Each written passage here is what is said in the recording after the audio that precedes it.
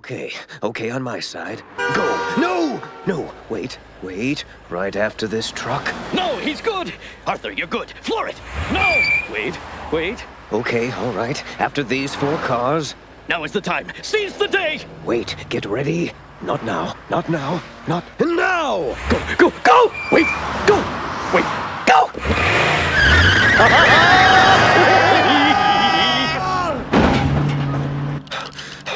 What are you trying to do?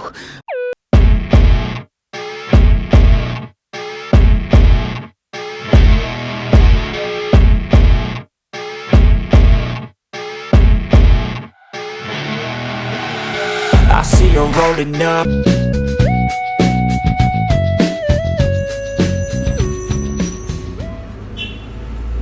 There's a tree I often see in New York that has grown with its bark wrapped around a no parking sign. The sign caused a hole in the bark through to the center of the tree. Nobody knows all of the ways that the shape and make of the sign has changed the physiology of the tree, but one can see a definite change in the shape of the trunk. The existence of the sign changed the growth and life of the tree in ways for certain. It doesn't matter good or bad. To understand those changes and synergy of those two things takes a method of study. Over time, the habitat becomes the axiom of life. While people drift uncritical of it, attempting to fix things that are wrong with their country, they remain oblivious to the effects of the habitat which they continue to build. The American suburb is not a pragmatic engineering marvel, but a cultural disposition toward anti-urban attitudes which stem from centuries of irrational policies and reactionism. There is a need for pragmatic thinking when it comes to how our cities operate. The slab, the house, the grass, fence, car, and road to the central business district were all designed in the image of separation of both space and time. A retreat through time from the stress of modern days and far away from everyone. What habits and customs are moralized in this architecture? Children raised in the guise of the mighty power of separation must wake from this forced dream, take the bus to school, and face pressure to find function in society and find a mate, regardless of the separation dogmatized in everything around them. The aims are incompatible. The problem with America's cities are too immense to recount in one analysis. But the restriction in zoning, separation of use, and attempt to restrict human behavior and create order through the planned environment can be seen even in the early designs of America's biggest city. The straight roads, all entirely car-centric, the big buildings with limited occupancy and use of upper floors, stock row housing of Brooklyn with limited street use and permeability, all contribute to the problem, even in America's central business district. But the biggest problem is a complete lack of competitive urban diversion outside of New York City. Even areas of Brooklyn were designed for the use of the car and start to resemble the suburb, and this is just within 5 miles of Manhattan. If the physical environment has no impact on the culture of the people, why is it that every city within the United States is designed in exactly the same dysfunctional way? The question now goes to a very abstract ontological level. Though the cause-effect relationships are obscure, truth remains in the old adage of monkey see, monkey do. It has been argued that the epidemiology of interaction between people and the environment is a perspective that needs more attention. According to social scientist Leon Festinger, when physical reality becomes increasingly uncertain, people rely more and more on social reality and are more likely to conform with what other people are doing, not for fear of punishment from the group, but because group behavior supplies them with valuable information about what is expected of them. In 1999, sociologist Robert Putnam published the famous book Bowling Alone, in which he cataloged the decline of social interactions throughout the 20th century United States. Through a strong analysis of surveys, census records, and studies, he demonstrated evidence of social disintegration through fewer family dinners, less schmoozing outside of work, less volunteerism and donations, dwindling participation in social groups, increased materialism, more TV watching, and greater disconnection from grassroots movement, civic engagement, and local governments. Despite its existence within the periphery of American consciousness, anti-urbanism remains the precipitate of American culture. It is a story that is rarely addressed in the conventional narrative. The emerging prejudice against traditional city features can be traced back at least 200 years, but it didn't fully come to take hold in the culture until the late 19th century. When the anti-urban movement of the 19th century began to set its pace, characteristics of classically urban features were omitted from any part of the planned landscape. American life longed for dreams of country life, and there was a growing repudiation of Renaissance ideals in favor of medieval musings. Stemming from deeply institutionalized agrarian ideals and frontier culture, separation became the key movement. Jeffersonian agrarianism, Manifest Destiny, The Cabin in the Woods, all of which revolved around leaving the city, runs at the core of American culture. The downside of this was eroded permeability of urban function within the American landscape, whether through separation or obstruction. Through the 20th century, traditional urban arrangements, which often naturally occurred before the advent of the car, became the great shibboleth of American culture, and these ideas became deeply institutionalized and culturally embedded. Increasingly, planners and social scientists have warned deaf ears against the disadvantage of increased universalization of the modern American suburb. During this same time, the U.S. saw the social effects of this new man-made environment: a great decline in social connection, a rise in violence, and great decentralization of commerce and government. My position is that if all this supposed decline in social capital that Robert Putnam talks about happened during America's suburbanization, what implications are there toward the functionality of America's uniquely ruralized design features, and why aren't they being recognized in popular discourse? Whatever questions people have on the validity of his research is arguable, but a main thing that I would like to look at is the ontological problem with Putnam's work.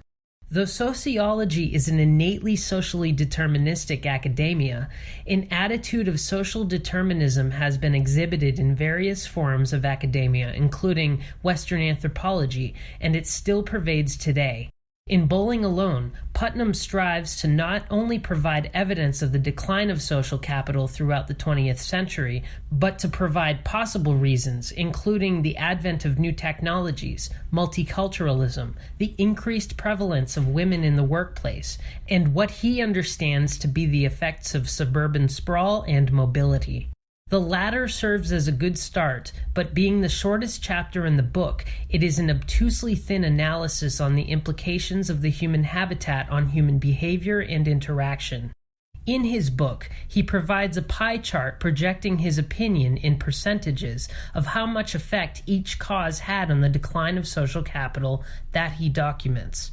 I'm glad he did this because it provides a context for the attitudes that pervade the social studies during his time. For Robert Putnam, any cultural phenomenon is simply an autonomous one, according to his explanations of the results formed in his book. His attempt to divine the ontological causes of the loss of social capital is shown in this pie chart, making social changes such as increased prevalence of women in the workplace an independent cause while chalking the rest of it up to simple social change. It is a pure piece of sophistry in its disregard for any material cause-effect relationships that go on, and it is not a very scientific analysis. Supposing you set out to discover how much food a man needs in order to live. You meet a glutton and inquire about his diet. You then announce that what this glutton eats is what this glutton needs. Would you call that science? This is literally what the orthodox social scientist does by attributing causal powers to social entities while leaving the material cause in an ontological haze. The tree may not know the symbols which its carbon fibers enclose within itself, but it evokes the mighty words of no parking to passers-by every second of every day. If America is a culture of mobility, the effects of the policies and measures put forth from that cultural disposition need to be further recognized. But this slant has been demonstrated in various sections of social sciences. This view appears to have become most prevalent in the 1970s in behavioral sciences. especially in studies of primates. Social scientist Dan Sperber criticizes the academic disposition in explaining culture, stating that the popular discourse usually expresses an ontological autonomy of culture, rather than of it being an epidemiology or cause-effect of thoughts, movements, and representations. These cause-effect relationships happen at a material level, and he distinguishes this viewpoint as materialism rather than physical determinism. He says this disposition is the sum of individual suppositions that are a byproduct of ill-digested Marxism, and they result in discontinuity of causation in explanations of phenomenon, especially of psychology and culture. It is important to further understand the world from this perspective because anything that is recognized as having value is created from shared representations. At a very basic level, the process through which impressions are made on the sense organs involves sensory receptors. Each sense organ contains a unique type of receptor for different stimuli, such as one for light waves in the eye or sound waves in the ear. They receive the physical or chemical stimulation from the environment and pass it to the brain through neural impulses. Most of this information goes through the neurons in the thalamus to the cerebral cortex, where the sense is interpreted as one of the main senses. The very basic question social scientists strive to answer is how humans are able to code similar representations of the environment in the brain. It has been theorized that even though representations are private to each brain, under the same conditions, the human brain processes the environment in the same way in each subject. Shared representations between two or more individuals are thus seen to stem from similar conditions in the environment, individually processed, and sharing the same experience and performance. Shared representations are how humans are able to function in coordination with one another, doing simple tasks, such as carrying a table up the stairs or playing music. This is an important part of understanding social interactions between people. Translation of stimuli is called transduction. The learning that comes from interaction with the environment shapes most aspects of daily life. People learn and form actions based on each other and things that are happening in the area. Consider the Simon task, where the individual subject reacts to one of two cues, usually colors, by pressing the appropriate matching buttons. The implication of the Simon task is an interference effect, where the color flashes on a location on the screen which is incongruous to the location of the matching button. Although the location of the stimulus feature is completely irrelevant to task completion, it has been found to be automatically and mandatorily processed in the brain. This means that the location of the color patch is deeply rooted in conjunction with the location of the keys that are pressed, and a conflict is automatically pronounced when they are incongruous with one another. The joint Simon task is the Simon task split between two individuals, each with one of the response buttons and reaction times. They are then compared to the reaction times of the go-no-go task, where individual subjects respond to the stimulus through one button, since the joint Simon task is, in effect, an extension of the go-no-go task. Response times for the Simon task were found to be usually greater than 25 milliseconds, as opposed to the go-no-go task, where they react with one button to their appropriate cue, which has a typical response time of under 25 milliseconds. Results from several studies show the interference effect comes back in the joint Simon task, proving it to function differently from the go-no-go task, with reaction times for the joint Simon task being between 5 and 15 milliseconds. These reaction times, being slower than the Simon task, speak against the idea that it functions differently, since the reaction times lie in between reaction times of the go-no-go and Simon task. The task demands of the joint Simon task prove the social context does not create a choice-like effect. Prominent theories on cognitive control state that it operates on perception of all events that are represented in codes of sensory consequences in the brain. It is evident in this account that representations are formed by all perceivable effects, be it location, direction, and objects that are independent of any pre-specified stimulus response mapping rules. Representations are similarly mapped in individual brains to give shared aspects of how to interact with the world around them. All of this is irrespective to any social context, but consider the function of the landmark.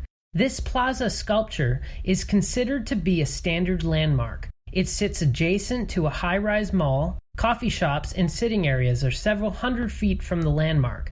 It is interactable with its mirror. There are no benches or chairs around the piece calling for congregation, and yet it draws people. It rises in the center of activity where paths of many people with many intentions come together. It works in this context of leisure, but it might not work in the context of a set of churches or offices, as a user could be given confusing or contradictory information when the importance of their intentions are not merited by visual distinction and functional truth. Landmarks serve as orientation cues for nearby people, but their draw stems from their relatable function to everybody within its long radius. The most successful ones tend to be uncommercial in nature for this reason. They serve many public functions, and urban function is the main idea of this piece. In the mid-1960s, a field study was conducted in the independent New York subway lines on 8th Avenue. 4 teams of students conducted 103 staged scenes of collapses within the trains, varying the race of the collapsed victim between black and white, and the reason for the fall, such as drunkenness or illness. 2 plants acted as observers of the reactions of the subway riders toward the stricken individual. The results showed that when a victim was made obviously ill in more than 95% of the trials, someone offered help immediately, and even when the victim was made to smell of and carry alcohol bottles, immediate help was given 50% of the trials.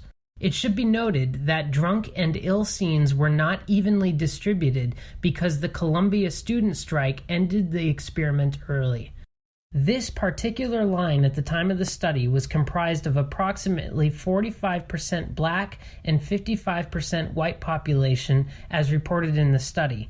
People helped just as often and quickly on crowded and empty trains.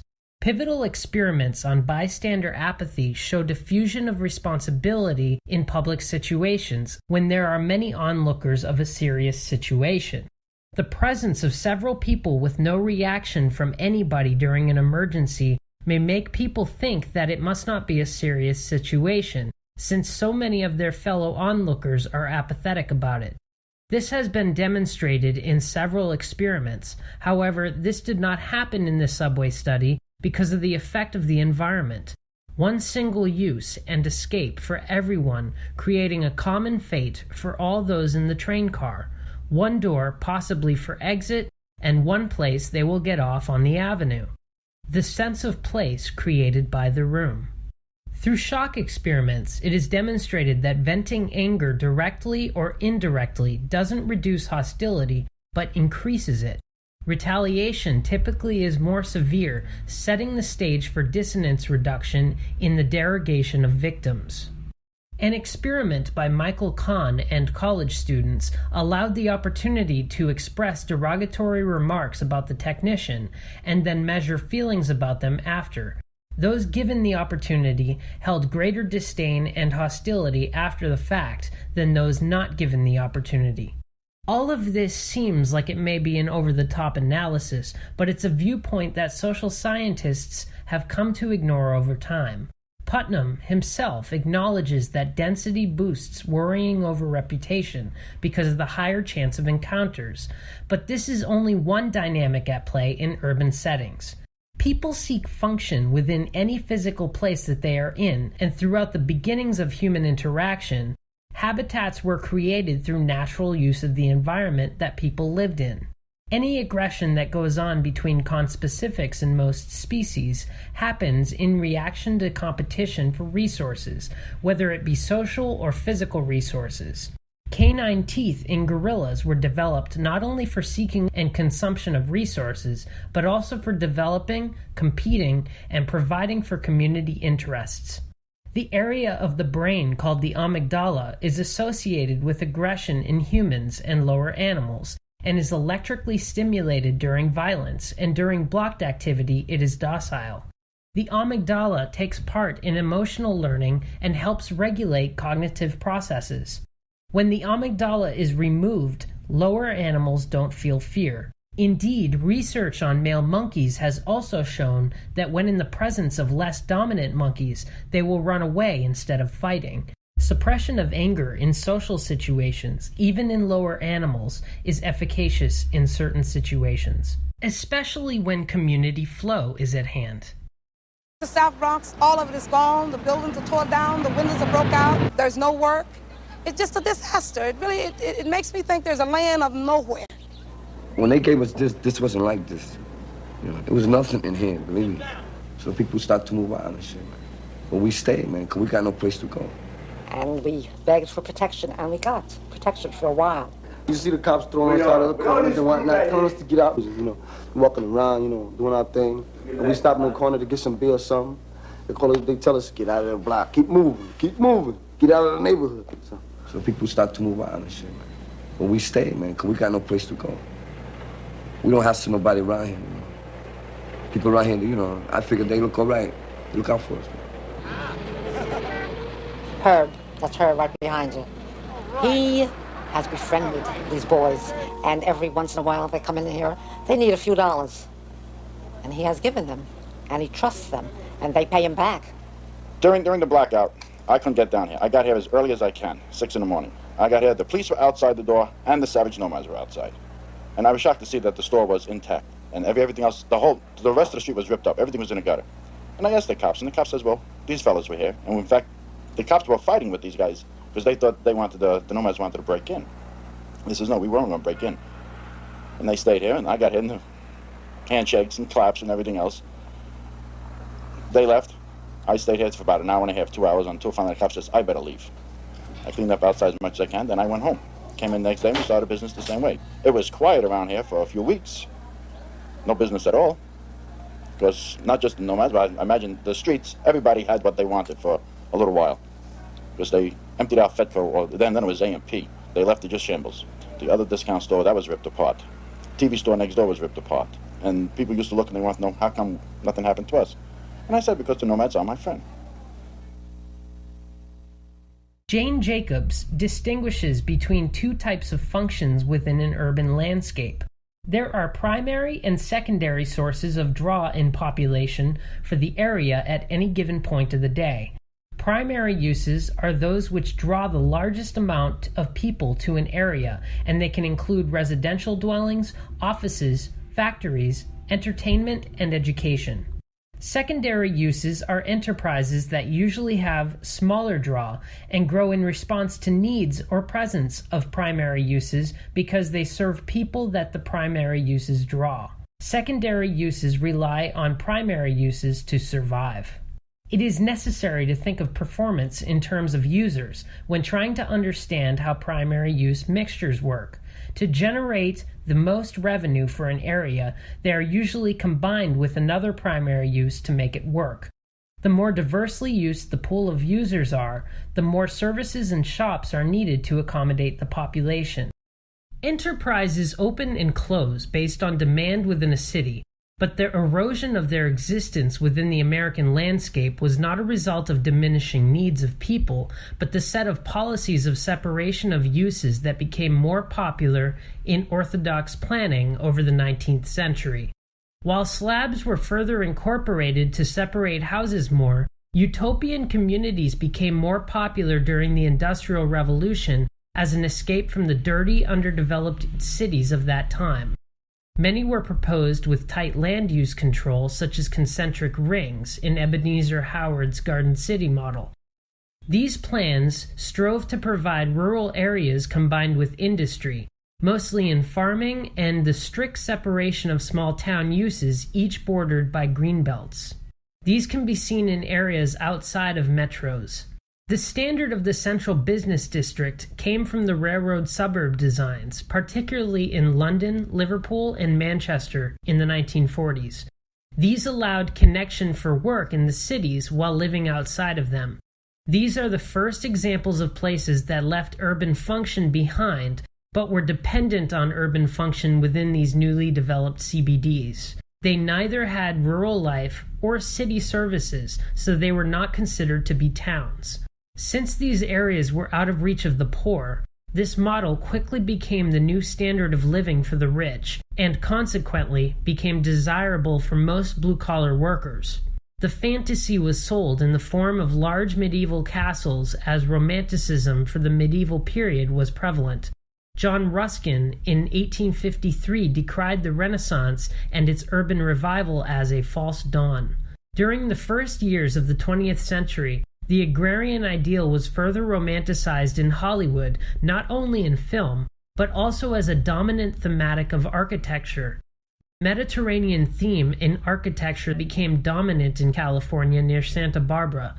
Heavily photographed and publicized, it featured elements from Persia, Italy, and Spain, and was named El Furadis, Arabic for paradise or haven. This was one of the first examples of architecture that served not as providing function for community, but as dogmatizing a move away from the city, and it became more popular especially for coming out of the area of the biggest movie studio in the world at the time. General Motors at the 1939 New York World's Fair featured a planned utopia with skyscrapers in the parks linked by freeways.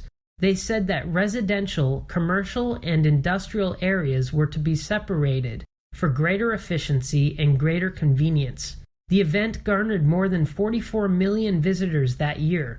While most celebrated architects of the time reflected these popular notions of separation in their designs and further cemented the anti-urban moral in the American landscape. Charles-Édouard Générette-Gris, known as Le Corbusier, admired early forms of zoning and planning and thought that order led to well-being, and his straight, rectangular designs depicted that. He, like most at the time, rejected the traditional complex European multi-layered design around a core and was obsessed with the separation of different functions of the city. At a time when factories and fields were seen as a way to cure urban ills from the Industrial Revolution, he understood the prevalent fascination with technology among conquered nature and separation that people wanted, and he saw the house as a machine to live in. He was famous for the towers in the park, which were simple, rectangular high-rise designs set far back and surrounded by landscaping and parking lots. They were designed as vertical suburbs in the 1930s to attract white women from the new suburban shopping centers back to the cities. Corbusian towers captured people's attention, helping boost the newly invented concept of blight in areas that were perceived to be slums. This began the trivial scrutiny of cities that would break them down into the fragments we see today. In his time, his ideas, which were predicated on the demolition of city areas, were seen as too radical and authoritarian. Although they didn't take until the 60s, they resonated with the dominant attitude towards separation, especially within urban areas, and they were seminal in designs of high-rises and condos of today. One of the most celebrated architects of the age, Frank Lloyd Wright, denounced the cities, saying that America had been dehumanized by industrial capitalism and was being herded into the big cities. His Broadacre City was a response with its decentralized design in an open landscape. The city will be nowhere, yet everywhere, he said.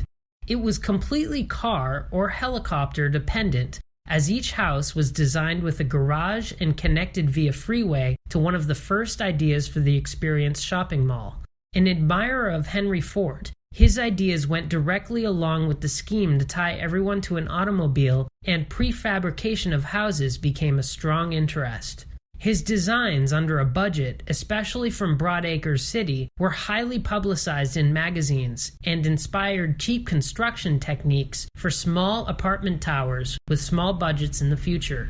By the mid-40s, Wright's line of ranch houses with built-in carports, furniture, kitchen, living, and dining rooms became widely copied, even though they always came in $10,000 over his $4,000 given budget. They were standardized with plywood walls and brick and became the most common model for detached housing after the World War, and even a model for future mobile homes. 1/4 of all U.S. housing after the war was prefabricated with this model, and 200,000 units were made with the $100 million in federal mortgage funding that went to the assembly lines for houses.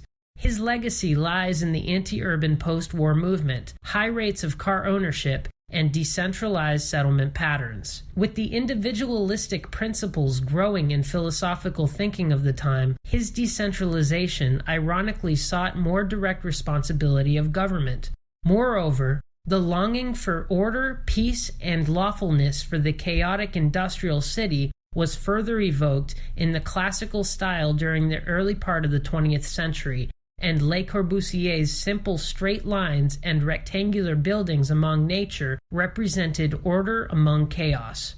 With growing war efforts and need for strong economy and growing middle class, prefabrication became more relevant in new designs, and straight roads for order and troop movement were also a strong interest.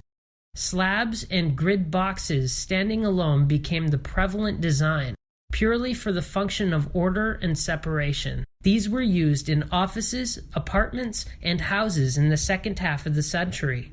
California, being the border of the country, won more defense dollars than any other state, causing employment rates to increase 75% between 1939 and 1943, and the cities, specifically regional Los Angeles, began to decentralize. Physical separation of both use and people has had an immense impact on both commerce and democracy, separating people from communal directives in favor of the individual. The measure of social capital is the measure of any network of relationships that enables the society to function. It is distinguished from human capital, which is education, roles or habits in a group. Robert Putnam distinguishes it as doing with, not doing for.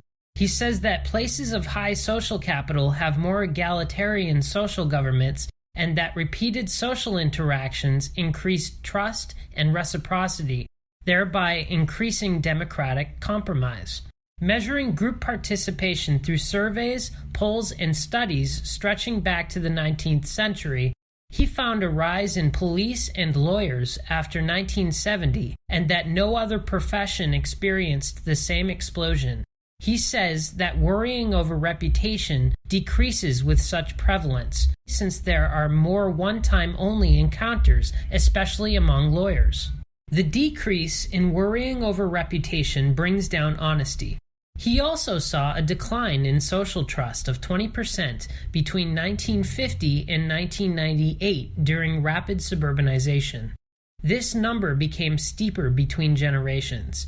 In terms of trust, he distinguishes between thick and thin trust, where thin trust is based on a sort of community norm, and thick trust is based on long-time experience with a person. It's the difference between the guy at the shop versus Max at the counter. He bases this dynamic on a mysterious community norm, but any standard of trust developed between any group of individuals is going to be based on interaction between them. When he says that thin trust has a bigger radius, it is because of the network of functional properties of the habitat, be it the water hole, the tree, the house, or the train to Manhattan. Trust is based on the set of peaceful interactions and learned behaviors in response to environmental stimuli. Any shared representations of response is developed from what they see and experience in the habitat, and this is not the only big problem in bullying alone, but a problem in modern social sciences and current studies in planning. Urban sprawl incorporates more than just the separation of people, but the separation of every function of everyday life. It is every bit ironic when Jane Jacobs, the oft-venerated critic of modern planning, who called it a pseudoscience, is quoted and celebrated in academic works that fully ignore this basic principle that she was trying to get planners and social scientists to understand. It has been pointed out that Google decided to feature her on its homepage, while its planned office building is the very antithesis of what she preached. This misunderstanding is all around us and embedded in every aspect of American culture. There is a need for a new approach to urbanism by observing the ways and reasons people build and interact within the human habitat based on their own immediate needs.